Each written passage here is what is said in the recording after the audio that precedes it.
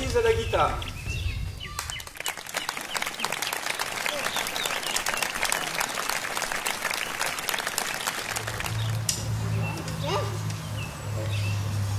Donc nous formons toutes les deux le duo accordéol, donc c'est la rencontre entre un instrument avant et un instrument à cordes, et c'est aujourd'hui même et à l'instant précis notre premier concert.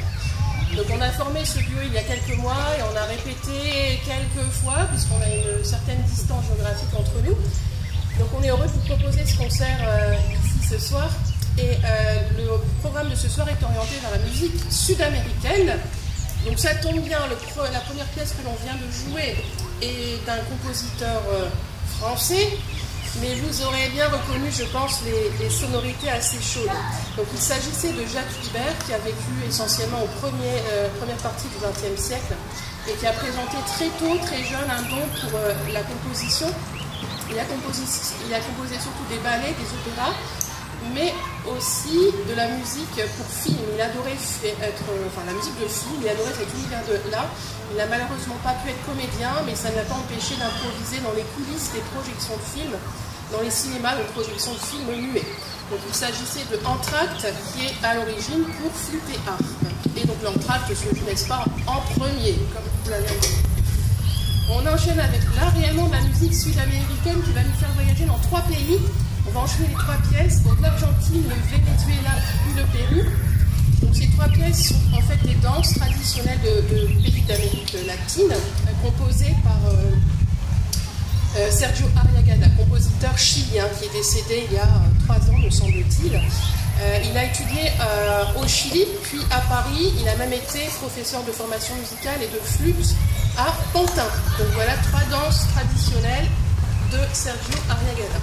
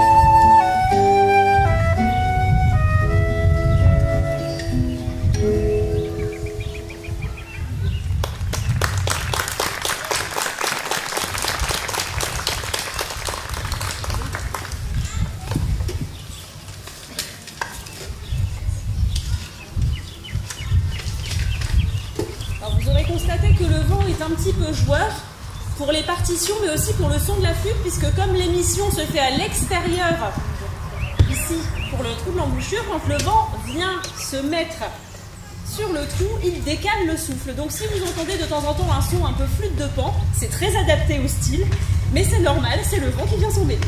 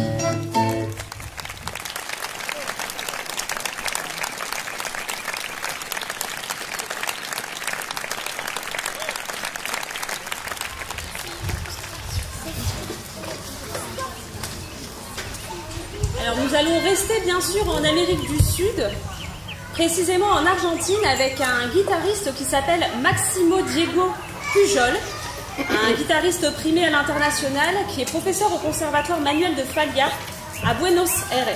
Pardonnez-moi mon accent, j'ai fait allemand deuxième langue. Il a la volonté de faire une fusion entre la musique traditionnelle de son pays, donc tel que ce que vous venez d'entendre, avec la culture européenne, puisqu'il a fait ses études en Europe. Et c'est quelqu'un qui a écrit beaucoup de compositions pour notre formation, c'est-à-dire flûte-guitare, dont les 3 pièces marginales que vous allez écouter maintenant, qui ont été écrites en 2010. Elles expriment par des lieux ou des personnages atypiques, des gens qui sont un peu mis en marge de la société, ou des lieux qui dénotent un petit peu avec le monde actuel. Vous entendrez donc la première pièce qui s'appelle Caserio. Alors Caserio en espagnol, c'est la traduction de Hamlet, le fameux personnage de Shakespeare. La deuxième pièce s'appelle Baldio, et la traduction c'est terre en friche. Et la troisième s'appelle Potrero, qui veut dire paddock. Et les pièces de Pujol sont très craintes par les guitaristes. Donc envoyez-moi un peu d'onde.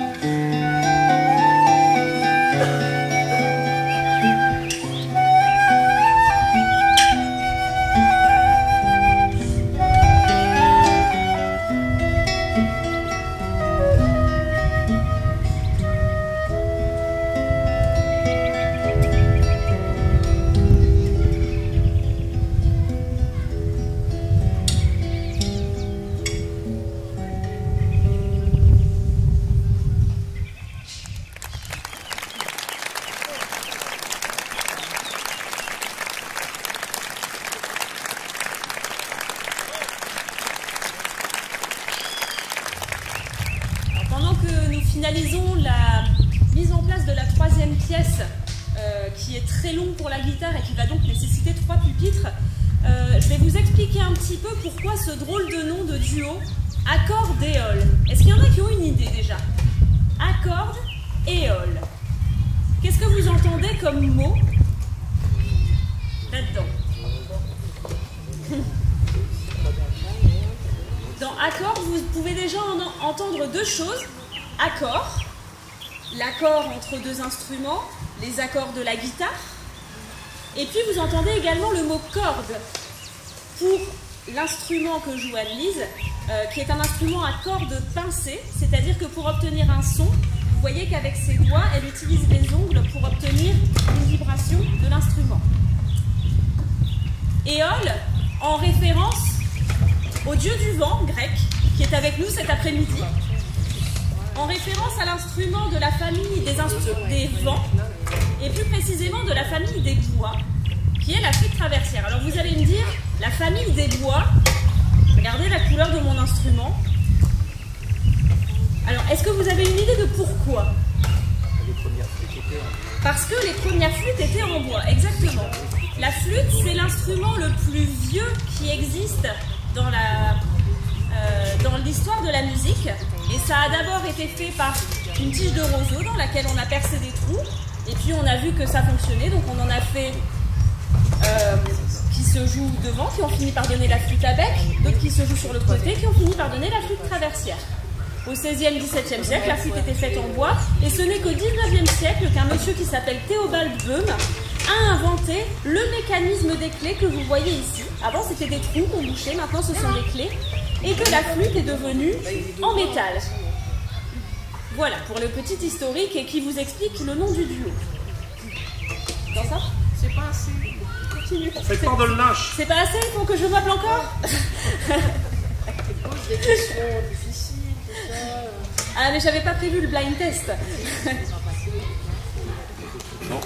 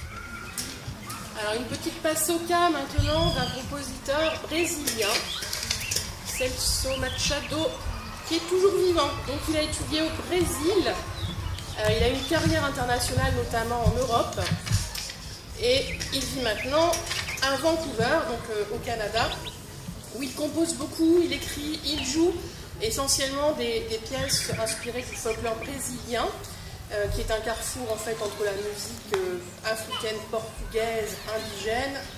Et donc par rapport à la paçoca musicalement parlant, c'est un choro en fait, c'est une musique très syncopée avec des harmonies assez joyeuses, alors que choro, sauf une traduction parmi quelqu'un peut-être de l'assistance, signifie en portugais lamentation, pleurs, cris.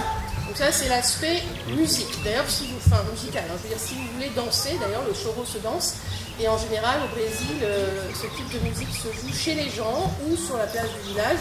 Les musiciens sont installés en cercle, donc nous on est trop peu pour être en cercle, mais vous l'imaginez, et les gens viennent danser et chanter autour d'eux. Et gustativement parlant, la paçoca est une friandise à base de cacahuètes, farine de manioc et de sucre. Donc paçoca de Machado.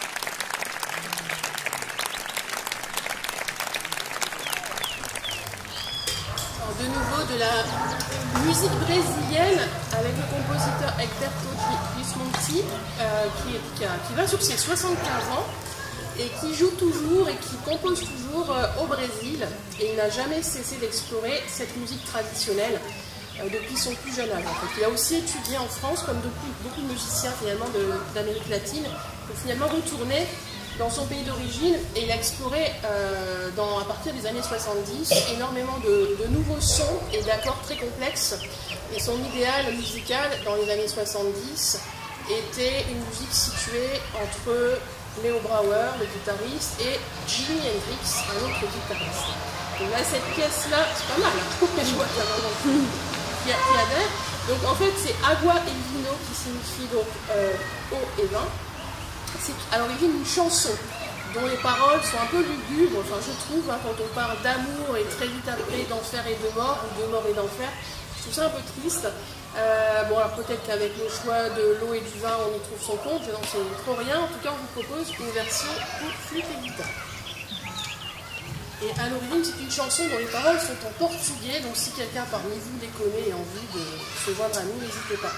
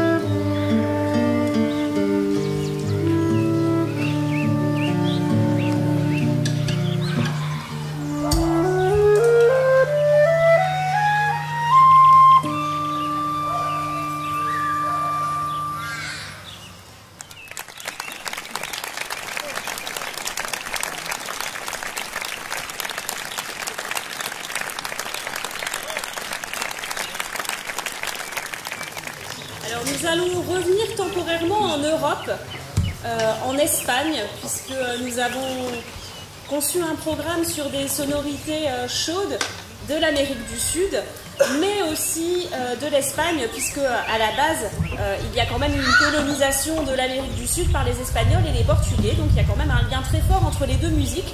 La musique a traversé des continents. Et nous allons continuer avec un compositeur espagnol, pianiste, qui s'appelle Enrique Granados, qui a vécu fin 19e, début 20e. C'est un des membres du renouveau de l'école espagnole, avec notamment Manuel de Falla. Il s'est lui aussi inspiré de la musique traditionnelle de son pays, et il l'a mêlée à la musique savante, comme Maximo Pujol, que nous avons entendu tout à l'heure. Alors nous allons vous jouer une danse typique espagnole qui s'appelle Villanesca, qui est une pièce originale pour piano, et vous entendrez donc ici une transcription, c'est-à-dire une pièce qui a été détournée de son instrument original, qui a été arrangé pour flûte et guitare par deux messieurs, un guitariste et un flûtiste. Le guitariste s'appelle Yvon Rivoal, et le flûtiste Georges Lambert.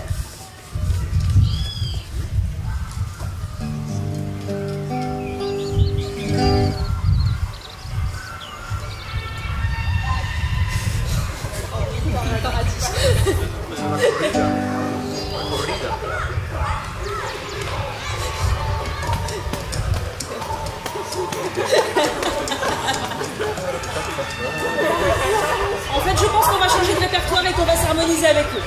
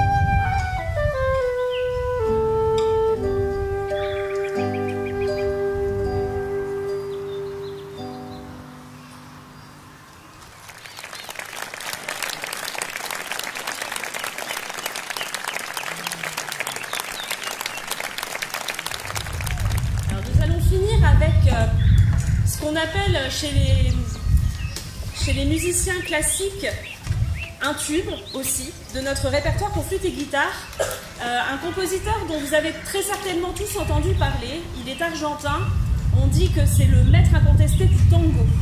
Il s'appelle Astor Piazzolla. Il joue du bandoneon à la base, c'est un dérivé de l'accordéon. Et le tango, c'est une danse populaire argentine qui alterne des moments rythmés et saccadés avec des passages doux et sensuels. Vous avez très certainement déjà vu cette danse. C'est une danse qui exprime une profonde mélancolie, de la tristesse. En fait, c'est une musique qui est née dans la rue et qui exprimait la misère des habitants de Buenos Aires. Et donc Astor Piazzolla, dans la pièce que nous allons vous jouer, qui s'appelle Histoire du tango, a voulu retracer un petit peu l'évolution en un siècle. Alors, la pièce a été écrite en 1985, donc pour lui c'est de 1900 jusqu'à 1985. La première pièce que nous ne jouerons pas, qui s'appelle Bordel 1900, c'est justement la musique qui est née dans les cafés, dans la rue, et qui s'inspirait de la joyeuseté des habitants qui venaient boire un verre, 2 verres, 3 verres, parfois plus, et qui finissaient sur des danses endiablées. La deuxième pièce, qui s'appelle Café 1930, donc que nous allons vous jouer maintenant, on commence déjà à avoir un peu plus la notion de concert. C'est-à-dire que les gens viennent dans les cafés pour écouter le tango et pas seulement comme musique de fond pour le danser. C'est une musique un peu plus mélancolique. Et le troisième mouvement que nous vous jouerons s'appelle Night Club 1960. Alors Night Club, c'est normalement une boîte de nuit et vous allez reconnaître des influences de danse beaucoup plus énergiques, avec toutefois des passages mélancoliques et sensuels également, avec une influence du Brésil à côté et notamment de la bossa nova. Voilà, c'est sur ces 2 pièces que nous terminerons notre prestation, l'histoire du tango d'Astor Piazzolla.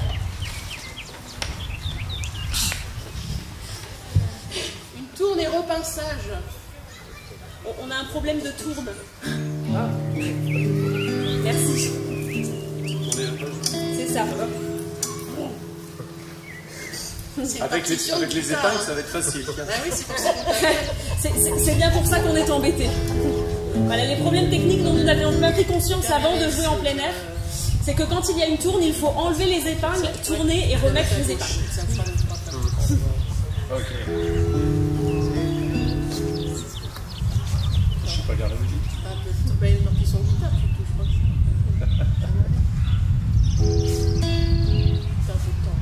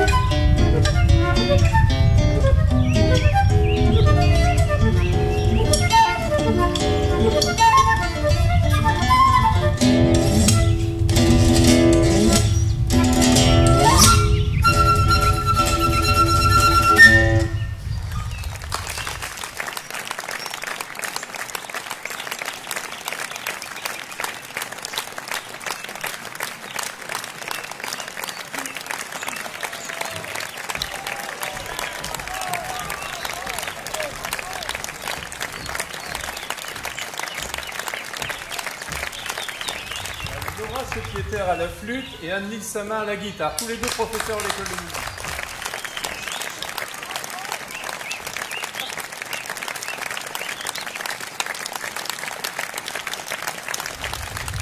Merci beaucoup.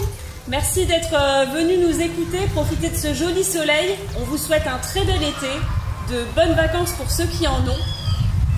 Et vous avez encore 2 concerts qui sont prévus, il me semble. Demain soir, devant l'hôtel de ville, à 18h, un groupe justement avec une flûte traversière jazz contemporain, un peu beaucoup d'improvisation, avec une guitare d'accompagnement et un percussionniste. Beaucoup de latinos, c'est un groupe qui s'appelle le trio Bojagados. C'est une autre façon de visiter l'Amérique latine. C'est devant l'hôtel de ville à 18h. Franchement, ça vaut le coup. C'est un des meilleurs flûtistes dans ce style de musique de la région. Franchement, c'est bien. Et c'est gratuit. Et il fera beau. Voilà. Merci, très belle soirée à tous.